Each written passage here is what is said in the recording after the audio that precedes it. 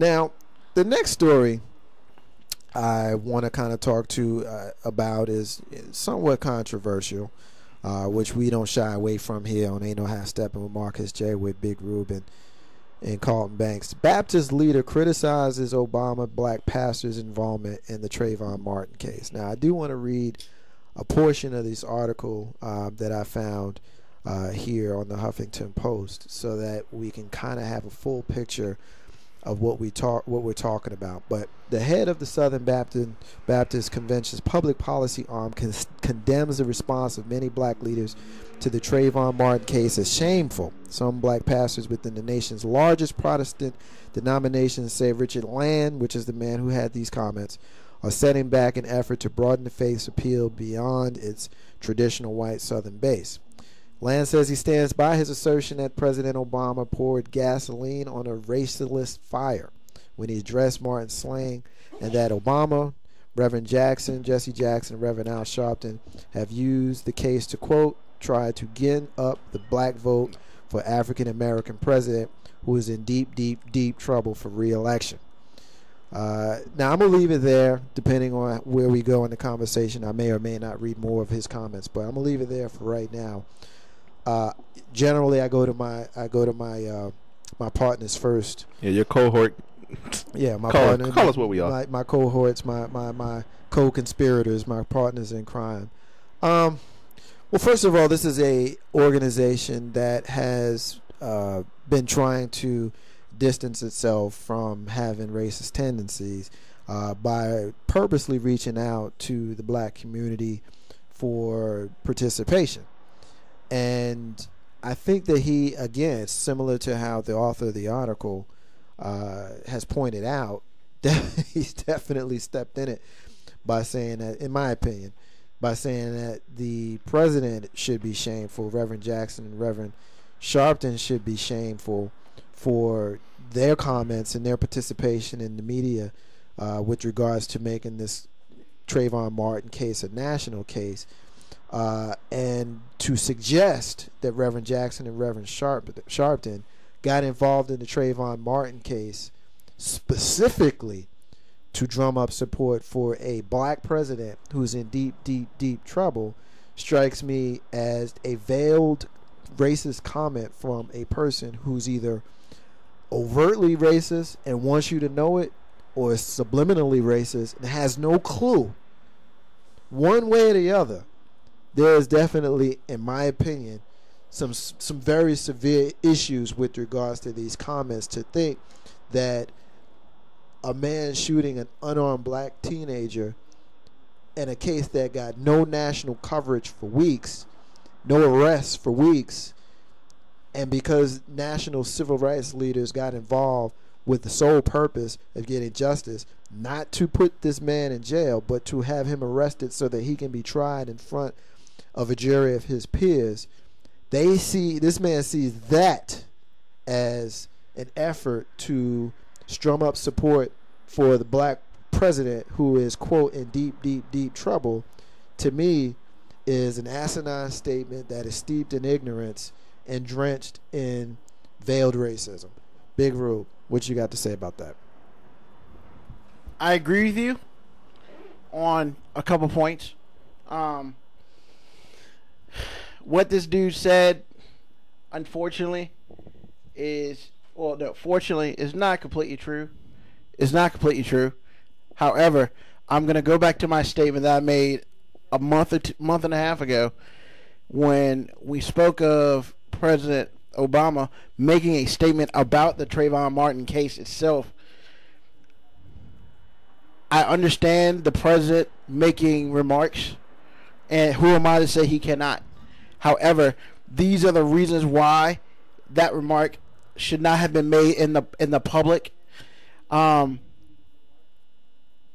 I agree with him or not, I feel like that the comment itself is just has already been used at least twice by some of the Republican nominees as another cannon fodder, for them. And I feel this is the same way. Now, the president can say what he wants. Don't get it twisted. And I can't tell him what to say and what not to say. However, I feel like when he made that statement, unfortunately, he opened himself up to things such as this. Now, is it a racist comment that the pastor made? Probably. But then again, at this point in time, anything that seems like a racist comment probably is. Well, I will say this. As far as the president's comments on the Trayvon Martin case, he was asked a question. He didn't come out and do a press conference to specifically discuss the Trayvon Martin case. He was asked a question. He gave his opinion. I think that the spin that his detractors and his opponents have put on it has been directly it has been used to be divisive. Correct. You know, I think that if you had a white president, he very well may have said the exact same thing, because as a man who has children, Mm-hmm. I can relate to what he said because I felt the same way. Now I'm closer to Trayvon's age. Well, no, I guess I. You what? You what? Let me stop that. No, but seriously, as a man who has a child, I can understand any man who has a child making that statement. And to me, I didn't see it as our black president saying if I had a child, he'd look like Trayvon. I didn't see it as biologically he really would look like. I didn't see those statements. I understand didn't feel those statements like that. Now, that very well may be because I am someone who, on a personal level, likes the president, and on a political level, supports the president. You know, but if President Bush had said the same thing, I would have not had any feelings about it one way or the other, because just as a man first, and not as a political person, as a man first, I understood where he was coming from. Mm-hmm. But I also understand politics. Yes. And I also understand that anything that you say that can be, I don't want to use the word twisted. No, that's the right word. Manipulated. Manipulated. It has a negative connotation. I didn't want to go there. But you're right. It is appropriate for the point I'm trying to make. Anytime you have a statement coming from the black president in the climate that we have here in the United States that appear to be pro-black in any way, is going to be something used against him. Correct. And unfortunately, that's just the reality. Anybody that disagrees with us, with me, that's me talking, Marcus J., feel free to call in. We'll debate it. 804-447-0601, because I've had this debate, you know, with one of my friends who happens to be white, and he disagrees with me, which is understandable because he's entitled to his opinion. Not understandable because I expect it. Understandable because he's entitled to feel how he feels. My only thing with that is, and going back to the actual comments that this man, Mr. Land, Reverend Land, has made, is one thing to say that the president shouldn't have made a comment about the Trayvon Martin case. My only response to that is, he was asked a question. What would you expect him to do? Say no comment? My problem with this guy is he specifically points out civil rights leaders, and the national prominent ones, Reverend Jackson and Reverend Sharpton. Those are the ones who I guess are the most visible. They're certainly not the only ones that are out there speaking on behalf of Trayvon Correct. Martin's family. So my question to you is this, and I'm going to go to you, Carlton.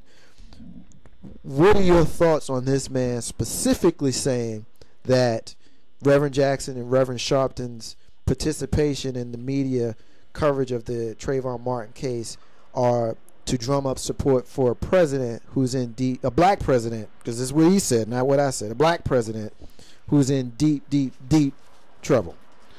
I look at it like this. You have political leaders in every aspect of the game.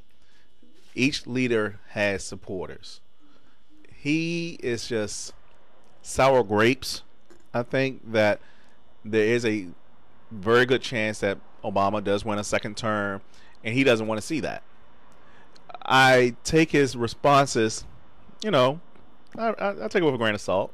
I mean, he is Southern Baptist. Yeah, so what? I'm not going to bring in religion. I'm not going to bring in religion. That was Big Rude. Right. Well, no, the reason why I say that is because it is known that the southern part of the United States is not fond of the current president that we have. Well, I don't know. I mean, it is what it is. I don't know that I would say that as a general rule, because I'm sure. I mean, I guess we can go back and look at the political map from 2008 and see how they voted. I would guess that you're probably accurate with regards to the vote, but I don't want to say that they're not fond of him just because. Right. Now, I don't want to make a point for you, so I'm gonna allow you to clarify. Did I clarify it accurately?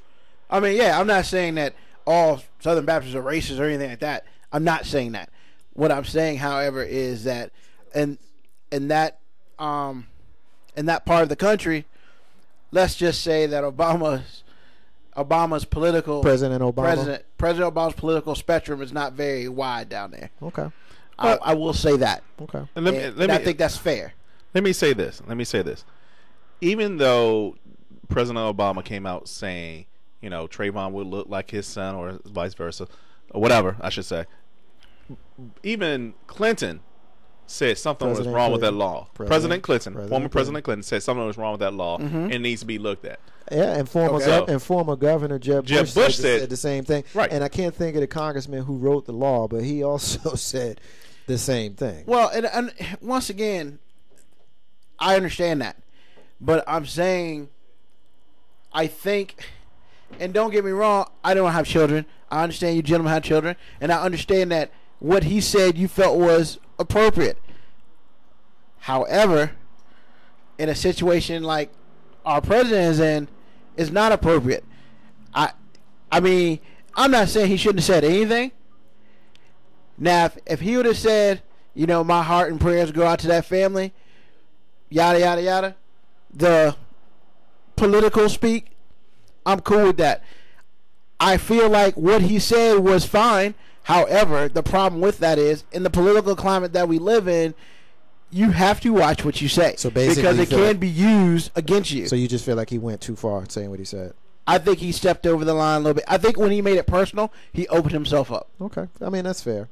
That's fair. But I do like the fact that our political leaders, whether they be civil rights leaders, Christian leaders, imams, presidents, congressmen, I do like knowing where they stand on stuff. Yeah. And so I guess on a personal level, it reached me that he said what he said. But then again, keep in mind, I support him. So we'll go ahead and move on that one.